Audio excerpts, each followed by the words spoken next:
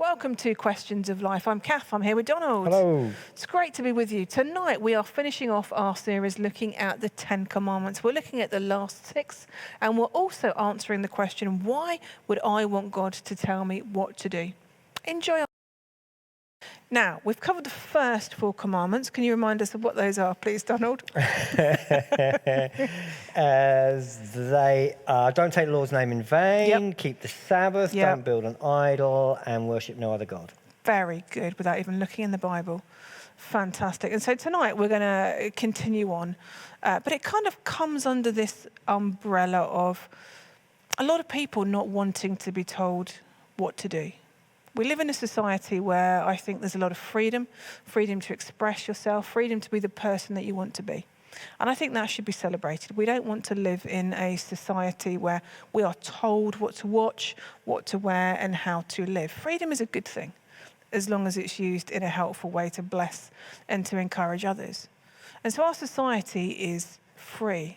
And one of the things I've noticed is there's been a shift with this freedom in people's responses to being told what to do, particularly by those who are in places of authority, whether that be teachers or the police, doctors, whatever it might be. There seems to be a section of society that kicks against that it's my right to believe what I want, it's my right to do what I want. You know, who are you to tell me what to do? We see that in the coronavirus pandemic. There's a section of society that says, I don't want to listen to that. I'm not listening to that. Even this weekend, there was a group of people that were found, I think 70 of them on a boat having a party. Just because, well, no, it's all right. We want to party. Who are you to tell me that I can't? And I think that sometimes encroaches into people's thinking about God. Their idea of Christianity is that God is this killjoy, that God doesn't want us to have any fun, that he just is fire and brimstone. He has these rules and regulations. You must not do this, you must not do that, and just takes away all freedom and fun in life and tells us what we should do. Is that what God's like? Is God this killjoy? I don't think so. So I think it basically boils down to 2 choices about life. There's 2 ways of living life as far as I can see in this kind of area. So the first way is to say, the most important thing in life is me, and nobody else matters as long as I get what I want. That is a way of living. The second way of living is to say that the most important thing in life is love, and to love and care and value each other, and to create a community of love and care. Personally, I would rather live in a society, I'd rather live my life by the rule of love than by the rule of self-centeredness. If we unpack self-centeredness, if I make every decision, like going on a boat, everything is about me and it's what I want, that's okay as long as everybody else is doing what I want. But if everybody else is doing what they want, actually society, culture completely breaks down, and you have an incredibly frightening, unsafe, dysfunctional society where you have to lock everything away. You may say, well, that's where we are now, and that I think partly is, but it could be a whole lot worse if we simply said nobody can tell anybody what to do. It's the law of the jungle. You just have what you want. All that God is saying is human beings have been made to love. We've been made we are genetically wired to feel compassion, to feel care, to feel empathy, to be alive when we love others. That we've been made to love. Now, all that's going on in the Old Testament is God is just giving guidance as to what love looks like. Because sometimes we don't really think it through as to what is the most loving thing for somebody else. So personally, I don't think God is a killjoy. I think God is saying, look, the greatest way to live is to be in a community of people who love and care for each other. There is nothing better than that. If at the end of the day I want everything to be about me, I'm going to be happier if everybody is trying to help everybody. But if everybody is my rival and my enemy who I need to push down and tread on in order to feel that I've got what I want, it's a horrible life. The life of love, the life of generosity, the life of care, the life of forgiveness, the life of compassion, all of that is brilliant. And that's the only command really that Jesus underlines. He says everything else falls under that. Love your neighbour as you love yourself. So I don't think that's a killjoy. I think that's a brilliant way to live. I think it's inspiring. And so the Ten Commandments, in a sense, are fleshing that out. Yes, just giving us just the guidance as to what that actually looks like in real life. And we have these drives, we have these ways that we are hardwired, as you said, because we're created in God's image. So there's something of us that reflects what God is like. Yeah. And so God is love. Yeah.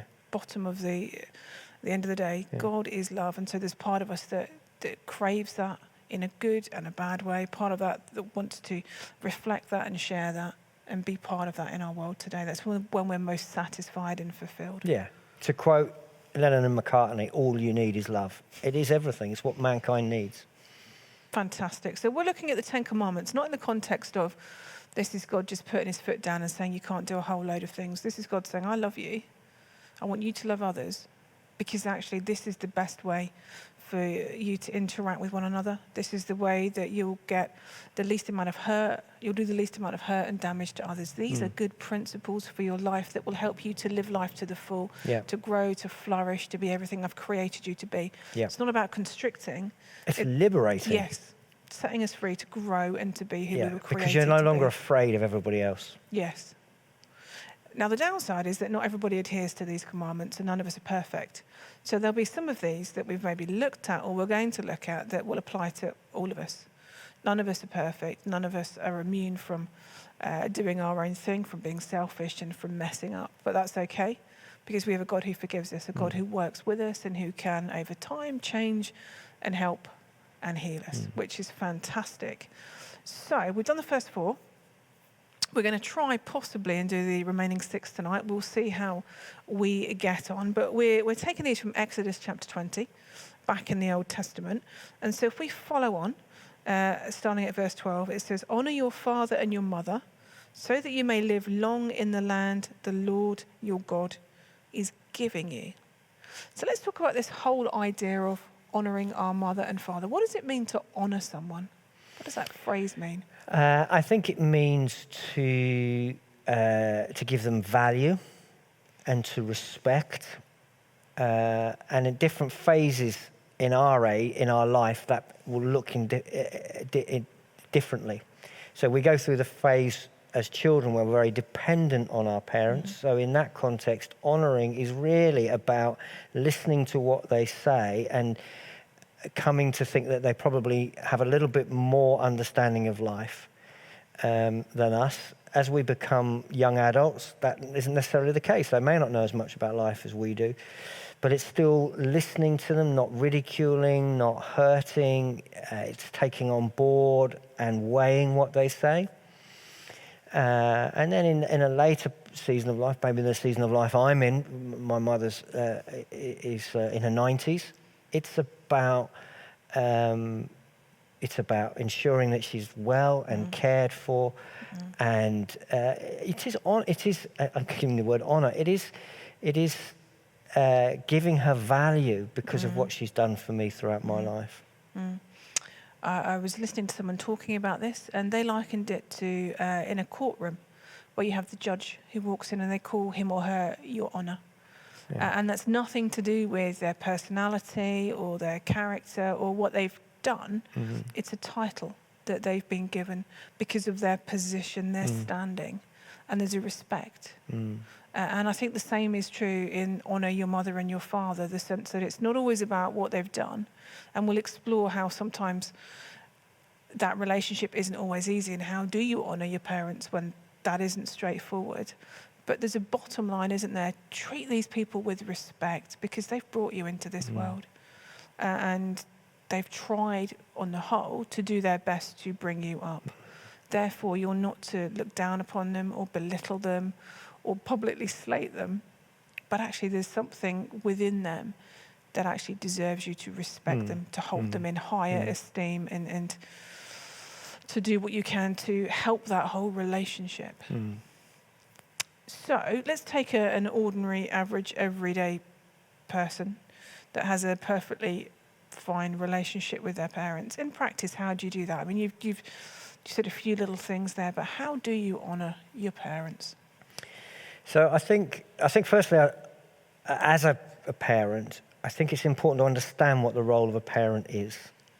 A parent is given a completely 100% helpless human being aged a few minutes. And they have to do absolutely everything, otherwise that child will die within hours. I tend to think it's quite helpful to think that at the age of 18, they let go and they say, you are now fully responsible for your life. And over those 18 years, the parent has to gradually prepare that child for adulthood and then push them out of the nest as a bird does and say, go and live your life and I've done what I can. Now, most parents find that incredibly hard to do. They either err on two sides. They either find it very difficult to let go at 18 and they're still managing their life when you're in your 50s.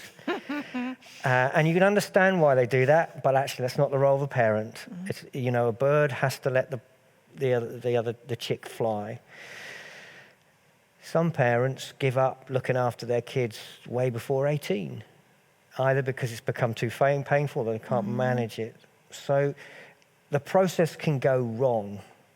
And so we need to, and we'll come back to that in a moment, but the process can go. But assuming it's gone right, for those first 18 years, there is a gradual process which will have its ups and downs and will have its painful moments, where you are listening and obeying your parents, to then trying to work out why they say something, then trying to work out your own values. And honouring all of that means to at least listen. If you're a 5-year-old, honouring your parents means when they tell you to tidy your room, you tidy your room. When you're a 17-year-old and they tell you to tidy your room, it means understanding why it hurts them that you haven't tidied their room. So there is a process. After that, there is a sense of saying, for 18 years or whatever it was, ideally 18 years, they made financial sacrifices, they worried over you, and they still do worry over you. And you never stop worrying for your children. So part of honouring, I think, is saying, here is a human being who's got my back, who's worried for me. So I need to just keep them informed. I need to talk to them. I need to update them. I need to reassure them. And I need to be grateful for those sleepless nights, those times of anxieties. Now, there are lots of things that go wrong. So there'll be lots of things where we say, well, I can't be grateful because this, that, and the other thing. We'll come to that. But to me, if we go back to love, society is far stronger when it is intergenerational. And even if it's not our parents, when we come to value people who are older than us. So one of the things we feel it's important here at our church is to try and create an intergenerational church. It's incredibly hard. We try and do it on our live streams. It's really, really hard to be intergenerational. It's very easy to reject older generations or reject younger generations. And actually, I think we're all diminished. And actually, to have people who've been through life ahead of us is fantastic. One of the things, when I was a youth worker, one of the things that really frustrated me, and this we're going back 20 years, 25 years, is a number of teenagers who would say, I want to make my own mistakes. And I've always thought that was stupid. I don't want to make a mistake that somebody else has made and I could avoid. Absolutely. Because I'm going to make mistakes. I'd rather make a mistake that nobody foresaw than to make a mistake that my parents or older folks had said, that's what's going to happen. So for me, that part of honouring is actually good for me, because if I can not make the mistakes my parents made, I'm going to stand on their shoulders, and that's going to be better for me. I'm going to have a better life. And this sort of arrogance and pride that says, don't tell me what to do, all that ends up is I just make the same mess that they may have made. So it's far better to say, what can I learn? What can I avoid? What can I not do? But that comes with a bit of maturity, but that also comes with good parenting. So it's easy to say, don't do this, and then not see your kids all week and not spend time building relationship and being in a place where where you respect them as a parent. It's a kind of a two-way thing, isn't it? I completely agree with you. I don't want to make mistakes. I want someone else to say, Cath, if you do this, this will happen. You think, okay, yeah, great. I don't want to go down that path. But that comes out of relationship, doesn't it? And that's difficult when you've got teenagers and that are wanting to go their own way, headstrong, hormones, everything else. But I would imagine that one of the keys is to finding ways to communicate and being consistent in your communication and being consistent in the things that you're telling them to do and that you do and a whole host of other things. So I think that the foundation of that relationship is key to that working and for a child to be helped to respect their parent and what they're saying. Yeah. I think one of the things that helps me to honour my mother now is that I realise being a parent is such a nightmare. It's so hard. It's just virtually impossible. I don't know that any of us are good parents. You know, we all make mistakes. We all have... There is a time to say to your child, don't do that. There's a time to let them make that mistake. Getting that call right is incredibly difficult. There'll be times when we're tired and we're frustrated. I think that part of it's really hard to be a parent. And I'm now much, whatever I went through a period of being very frustrated as a teenager with my dad particularly, and I now look back and think, yeah, I've equally caused that amount of frustration with my kids, I'm sure. I'm really wary about sitting here looking like a good parent because I get my lads to talk to you and I'm not a good parent. I know what bad parenting is. I'm not a bad parent, but I don't think perfect parenting is possible, and it's really, really hard. And so part of honouring our parents is to say, you know what, you had a really tough job to parent me, and it's not easy, and yes, you made mistakes, but we would have all made mistakes. It's an impossible job. But that normally comes some way down the track, doesn't it? Doesn't normally come in your teens. No, it won't. No. There's normally that kickback against it, that reaction that don't tell me what to do.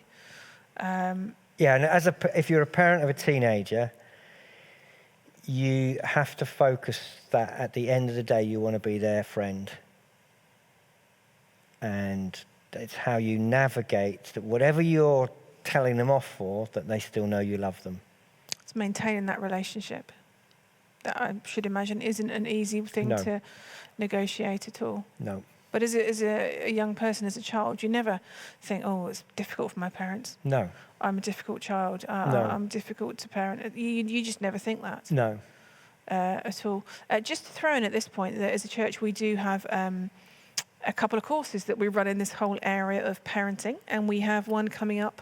I think it is the 23rd of February, 5 weeks on a Tuesday evening, looking at parenting children. So if you have children aged between 0 to 10, we have a wonderful team headed up by the Tiptons, who via Zoom will be just giving guidance, the opportunity to chat, speak advice into it. So it's for parents, it's for grandparents, it's for carers, it's for those that have responsibility for children.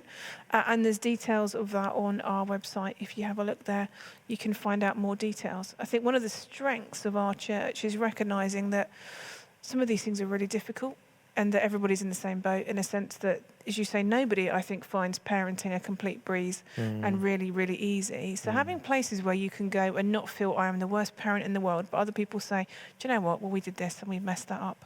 And having a place where there's no judgment and condemnation, where somebody says, okay, let's just look at that. What could we do next time? Or other little strategies and things that just speak into it that's really, really helpful, but without judgment. And that, for me, is the value of intergenerational. Again, you've had people that have gone before, people that are going through it. There's a sense of collective wisdom that we bring to that. So I would commend those to you. Have a look at our website if you're interested in them. So the premise is that for most parents, their intention is to bless their children, It is to bring them up to be well-rounded individuals in an environment of love. Yeah. That's the bottom line for most parents. They don't set out to hurt, to damage, to do the things that some people go through. That's not their intention. For a very small percentage, that they possibly have a lack of love and desire to care for their child. Rare, but it still does happen. And then you have some parents who set off with the best of intentions, but because of the pressures of life and other things, actually end up not caring for their children and damaging them. Or they don't know how to care. They've never been taught themselves. Yep. So if you're a child, and I use the word child, you could be a 10-year-old, you could be 110. If you're a child who's been in that situation, and the Bible says, honour your mother and your father, what does that look like? How do you begin to go about that? If you've been in a situation where your parents have damaged and hurt you, maybe they've turned their back on you, other terrible things have happened. Where do you begin to reconcile this, and what would you say? Well, I think it's a really difficult and important subject, and I wouldn't want to give a glib answer that applies to every situation. I think we talked before, I think, perhaps about areas of abuse. The most important thing is that you cannot continue in a relationship that is dangerous for you as a person. And so if parents are really damaging, then we honour them by saying this relationship isn't working and we need to be apart because you're damaging me, and that in turn is damaging you because that's not how you were created to be. So there can be a point where honouring looks like saying, I need to separate out. If that's the case, I would encourage you to be able to get to a place of praying for them. When you say praying for them, what is it that you're praying for? Praying that God's purpose and will for this parent would prevail, and that whatever damage is in their life, that God brings about healing that you might discover in the next life. Yep. I think that a more common situation would be that we don't take on board or obey our parents. Sometimes people think this command says obey, and it doesn't. And as parents, my children should not be obeying me now. They're all over 18. One of the things my dad did, which was really helpful, on my 18th birthday, he said, I was still at home, didn't go to uni at that point. He said, you can come in when you want, you can do what you want, you can eat what you want, just tell us what time you're going to be in, and that'll be 50 quid a week. Perfect. And it was like there was a cut-off. I'm no longer. And I think we need to do that as parents. But if you are the child of someone that is dysfunctional, or you don't have to obey, you can honour while saying, I don't agree with what you're asking me to do. If it's what they're asking you to do is wrong, or what they're pressurising, if they are still treating you as a child and still demanding, then I think you just have to sort of create some boundaries and some barriers if you can. How do you do that? How do you cut the apron strings? Because like you say, for some parents, like your father, that's a great thing to say and to do. You know, it's clear. There's a line in the sand. You're now 18. You take responsibility for your life. But and this doesn't apply to my parents, but there are parents out there that still have quite a say, even when you're older, as to what's going on, and it's difficult. How do you begin to handle that? And I know they don't mean it.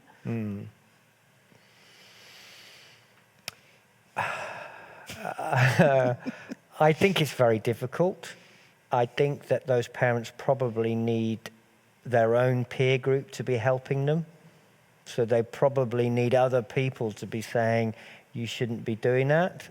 I think what can happen is that you as a child say, that's not your business, mum, dad, or whatever it is, or I'm not going to do that, I'm not going to take that job, I'm not going to do that university course, there's a big row, there's a big bust up, and at that point, hopefully somebody draws alongside the parents and says, let's just think this through a bit. They're no longer children, they're adults. If that's not possible, sometimes you have to draw the line in the sand and pray that in a few months, a few years, it can be worked round. I don't think it does them any good to play along with it. I don't think we were created to manage people's lives. We were created to care for children and then set them free. And to try to manage our children when they are adults is damaging to the child and to us as adults. Sometimes we don't see it. Sometimes it's the pattern of life, isn't it? And that carries on with grandchildren as well. And that becomes difficult. And there is a time, I think, when you say, I love you, but, and then just firmly, but in love, you say it because that's the right thing to say. And you say it gently, but strongly. In love. I think the in love bit isn't a catch-all that I can just be rude and say what I want, but genuinely in love. You are my parents. I love you, but you have to let me make my choices. You have to help me to do that.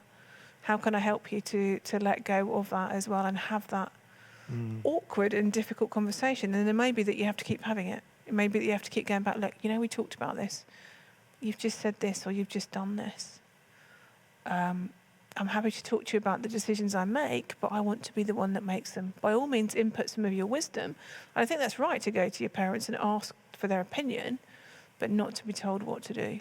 It's a little treading on eggshells, gently in love. Yeah. I mean, my mum and dad, my dad died shortly after I was 18 anyway, but my mum has never told me what to do since I was 18.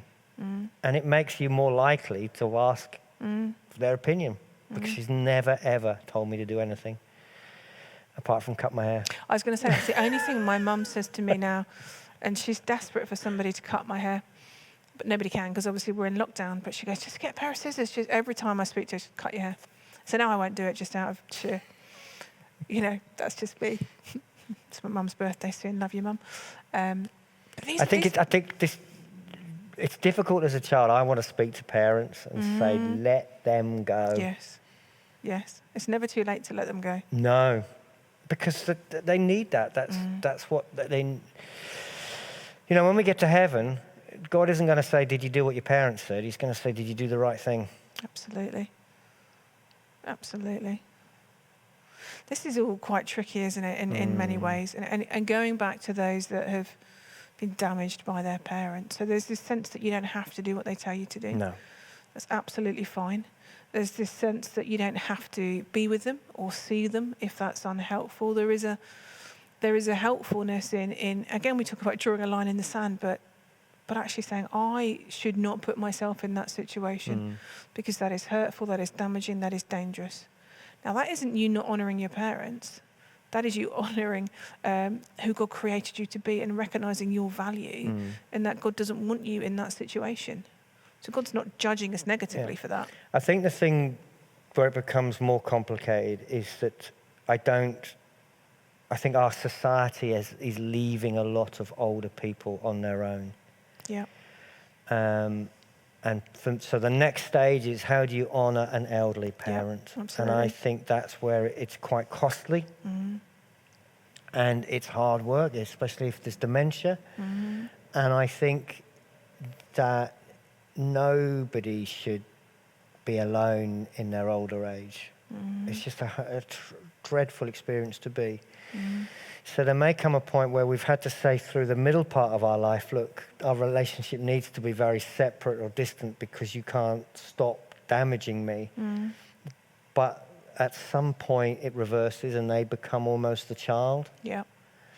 And there I think if we can find God's strength and help to let go of how they treated us and to see them as vulnerable children who need the care or the support. And I know that's really, really difficult. And I'm in a tremendously blessed position that, I've got 3 sisters and we are all involved in support of my mum, but one of my sisters lives nearby and is a wonderful, wonderful saint and cares for my mum. Not that my mum isn't easy to care for. She's very easy to care for, so I have it very easy. But I think my childhood was that we had my grandmother staying with us who had dementia for 20 years. She lived in the house with dementia. I can only imagine how painful that was for my mum and dad. That's where it becomes really tricky, and it's costly to honour your parents. It's costly, it's difficult, and I don't underestimate that at all. But somehow we need to change the culture that forgets about the elderly.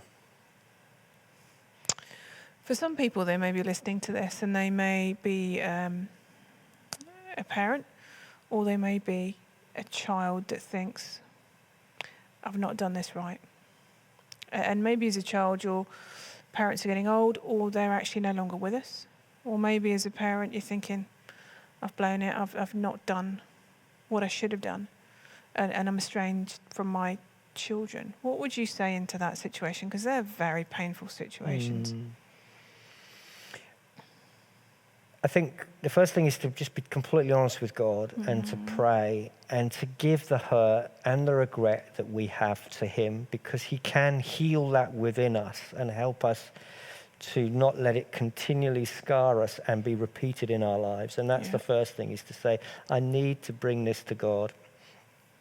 And that's what the cross is about. It's about him taking our sin and our burdens and our mistakes and our regrets and miraculously bringing healing. So the first thing I would say is to just bring them to God. I think that if a person is still alive, it's never too late to pray over a letter and say, is it right to say, I regret this, that, or the next thing? And each case will be different. And for some people, it's not the right time to send a letter. And for some people, it's very tricky.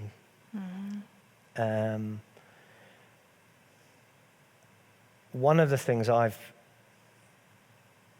experienced in my job is a number of things said on deathbeds. So in the last few days of a person's life, things are put right. People say, I'm sorry, and all of that. And that's tremendously powerful and helpful. But I can't help feeling that could be an incentive for some of us to do it before the deathbed. Yeah. Because then others of us don't get the opportunity to say those things around the hospital bed. If we want to say something, I think we need to find a way of saying it. And a letter can often be a more helpful way. Because sometimes in a conversation, we say what we want Ed to say, and then it becomes a yes, but, and they say something, and that rattles us, and we go into the old cycle, and the hurt increases. So sometimes a letter can help, and then we have to put it in their court. And if they don't want to get back to us, or they don't accept that, we have to let that be, and again bring that hurt and pain to God and ask for his healing and his strength to cope with that. I think a letter's quite disarming. I think if I was to go up to somebody and say, I need to talk to you about this, if there's been hurt and difficulty in that relationship, that can be quite a hard thing to do. So immediately someone's walls come up and, this is going to be difficult. Whereas a letter, I think, is quite disarming, because they can decide to read it when they want to read it. They can read a bit and put it down. They can go back to it. They can reread it. They can think about it. And I think the whole thinking about it and reflecting on it and not immediately reacting with the, you say that now, but there's this, and this. I think it's really helpful. So yeah, I think that's a really, really great thing. I know of someone who had a difficult relationship with their mum. And it wasn't always easy. And we talked about it. And we said, what is the most helpful thing you could do to help your mum to die well? And so they decided that they were going to write a letter and just be truthful and say, these are all the things that I love about you. These are all the things that made you a good mother. And not putting all the things that were difficult or were unhelpful, but just a sense of, in those last moments, know that you're loved. Know that there were some good things about your life, and not make it into but you did this and you said that and I'm still holding on to this. It was how can I bring something positive into the whole situation. It's not point scoring it, so you're going to die.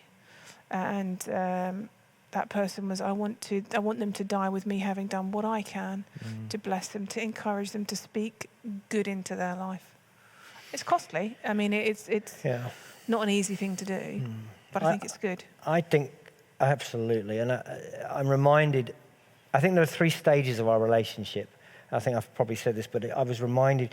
I've got a funeral to do this week, and the family were describing their loved one, and one of the families said this, which I found was very, very helpful and profound. They said he was my best mate, which is fantastic. And it made me realize there are generally 3 stages. The first stage is where we are cared for by our parents. The second stage is where they're just friends. This is in the ideal. But then what often happens is the third stage where we are their carer. Now, the middle stage may not happen because there's all kind of things go wrong and they're never our friend. But sometimes you can skip that and go to the caring stage. So then the latter part of their life, you say, I'm now the adult. Yeah. I'm now the carer. Yeah. And I'm not going to pretend that I need caring for anymore, but I am going to offer maybe something that I didn't receive. Yeah. And ideally, we go through they're my mate, but if we can't, sometimes we can re-engage as the carer. And I've known a number of situations where people would say it was in the last few years of their life that we repaired things, because I was no longer looking for love that they couldn't give. I was focused on giving love that I hadn't received. Yeah. And when we change that around, and that's our focus, is to give something rather than to say, why haven't they done this for me? Sometimes that can transform the relationship. Brilliant. So honouring our mother and our father, anything else you want to say into that before we move on? Well, I would just, alongside it, in the New Testament, Paul says on a number of occasions, parents and fathers in particular, do not exasperate your kids. It's a two-way street. You cannot expect to be honoured if you are dishonourable. And if you exasperate and if you hurt and if you damage, you can't demand to be honoured. You've blown it. I read a statistic today that the average parent, this may be pre-lockdown, spends 45 minutes a week in conversation with their child. That's a little bit exasperating. And we live in a different society. Everyone's got their own mobile phone or they're on Netflix in their rooms. It can be very easy to become disconnected as a family, can't it? And the onus, I think, is on the parents to try and, in a helpful way, re-establish those relationships. We could go on, but I'll just say one final thing. just have another challenge for parents. I have a dog. I love pets. You have a dog. You have 2 dogs. Children are not pets. A pet, you train, it stays the same, and it's faithful, and it does what you say for the rest of its life, and it loves you. I think some parents think that's what kids are. So I'm going to have a baby now, and what they think they're going to get is this cuddly, friendly little thing that's forever going to be what they want it to be, that they can dress nicely, show off to people, and it will be what that... Children are not pets. They're human beings who grow up into independent, free-spirited adults. So we as parents need to stop pretending they're a pet who are going to stay the same. We need to set them free. Yeah, absolutely. Check out our parenting courses if you want help with that. Non-judgmental. I don't have children, but, you know, the older you get, the more I look at it, I think, oh, gosh, what a complete nightmare. The hardest job in the world. I struggle with the dogs, let alone children. Excellent. Okay.